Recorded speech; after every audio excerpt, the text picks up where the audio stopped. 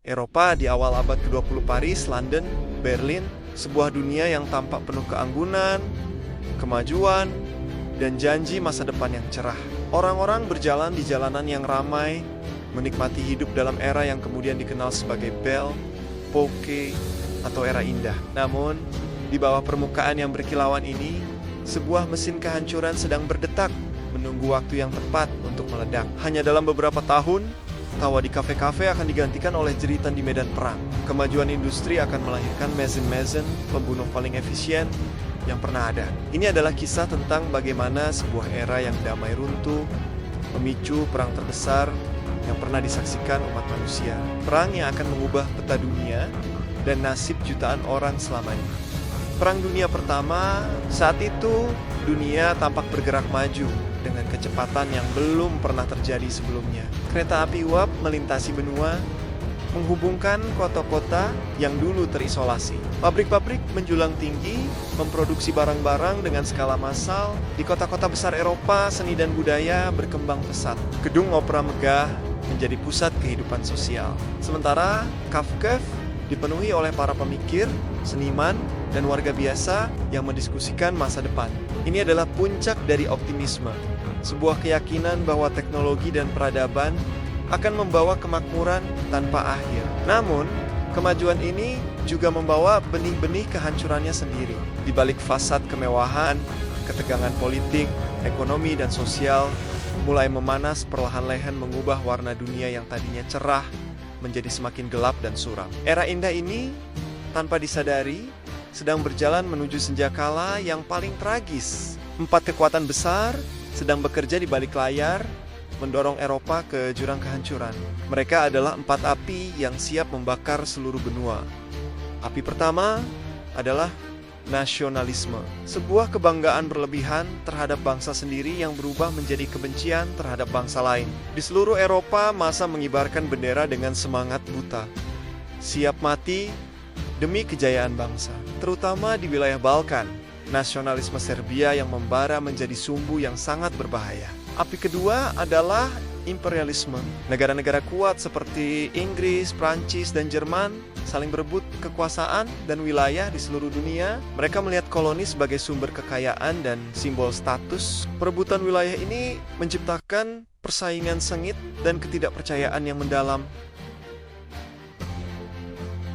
Dunia seolah menjadi papan catur raksasa di mana setiap langkah bisa memicu konflik. Api ketiga adalah militerisme. Negara-negara Eropa berlomba-lomba membangun kekuatan militer terbesar. Anggaran pertahanan membengkak, pabrik senjata bekerja tanpa henti, parade militer megah digelar untuk memamerkan kekuatan, menciptakan keyakinan bahwa perang bukan hanya sebuah kemungkinan, tapi sebuah solusi yang mulia dan tak terhindarkan untuk menyelesaikan masalah. Dan api yang terakhir yang mengikat semua itu adalah sistem aliansi. Eropa terbelah menjadi 2 kubu yang saling bermusuhan. Di satu sisi ada Triple Entente yang terdiri dari Prancis, Rusia, dan Inggris. Di sisi lain ada Triple Alliance yang beranggotakan Jerman, Austria-Hungaria, dan Italia. Aliansi ini dirancang untuk menjaga perdamaian, namun pada kenyataannya ia menciptakan sebuah jebakan maut. Satu serangan terhadap satu anggota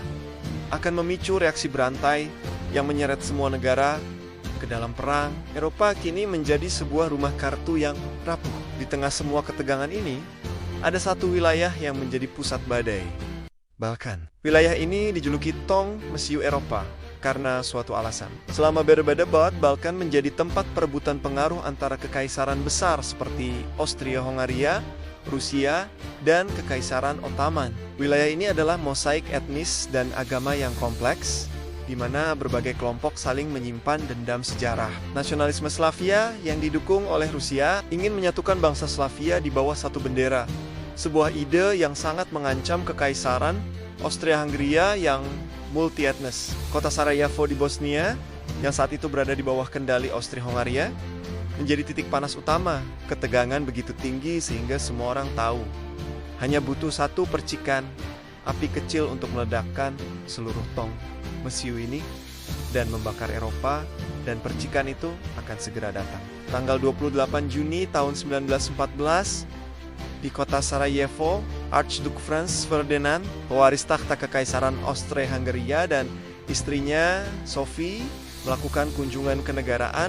Mereka berkeliling kota dengan mobil atap terbuka, sebuah simbol arogansi kekuasaan di tengah wilayah yang membenci mereka. Di antara kerumunan, sekelompok nasionalis Serbia bernama Tangan Hitam telah merencanakan pembunuhan. Upaya pertama dengan bom gagal, hanya melukai beberapa pengawal. Rombongan pun memutuskan mengubah rute untuk menghindari bahaya lebih lanjut. Namun, terjadi sebuah kesalahan fatal. Sopir mobil sang Archduke salah belok dan secara kebetulan berhenti tepat di depan salah satu konspirator yang sudah putus asa, seorang pemuda bernama Gavrilo Princip. Ini adalah kesempatan yang tidak akan datang dua kali. Princip maju, mengangkat pistolnya, 2 peluru dilepaskan, dan dunia tidak pernah sama lagi. Hening sejenak, lalu kekacauan global dimulai. Pembunuhan di Sarajevo memicu efek domino yang tak terbendung. Austria-Hungaria yang didukung penuh oleh Jerman melihat ini sebagai kesempatan untuk menghancurkan Serbia. Mereka mengirimkan ultimatum yang mustahil untuk dipenuhi. Tepat 1 bulan setelah pembunuhan pada Vinci Io 7 Juli tahun 1914, Austria-Hungaria menyatakan perang terhadap Serbia. Sistem aliansi yang rumit segera aktif. Rusia, pelindung bangsa Slavia, mulai memobilisasi pasukannya untuk membela Serbia. Melihat ini, Jerman, sekutu Austria-Hungaria menyatakan perang terhadap Rusia pada 1 Agustus. 2 hari kemudian, Jerman juga menyatakan perang terhadap Prancis, sekutu Rusia, untuk menyerang Prancis. Pasukan Jerman melintasi Belgia yang netral. Tindakan ini membuat Inggris murka.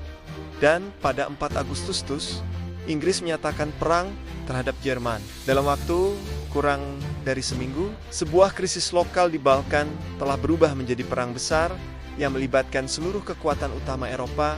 Domino pertama telah jatuh, dan yang lain mengikuti dengan cepat, menyeret jutaan orang ke dalam konflik paling berdarah dalam sejarah. Harapan akan perang yang singkat dan heroik dengan cepat sirna. Di front barat, perang berubah menjadi mimpi buruk statis yang dikenal sebagai perang parit.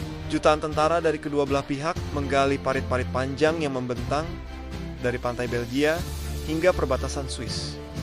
Kehidupan di parit adalah neraka di bumi. Para prajurit hidup dalam lumpur, dikelilingi oleh tikus, mayat, dan penyakit. Setiap upaya untuk maju menyerang wilayah musuh yang hanya berjarak beberapa ratus meter selalu disambut oleh tembakan senapan mesin yang mematikan, mengubah tanah tak bertuan menjadi ladang pembantaian. Inovasi teknologi yang dulu dibanggakan kini melahirkan senjata-senjata mengerikan.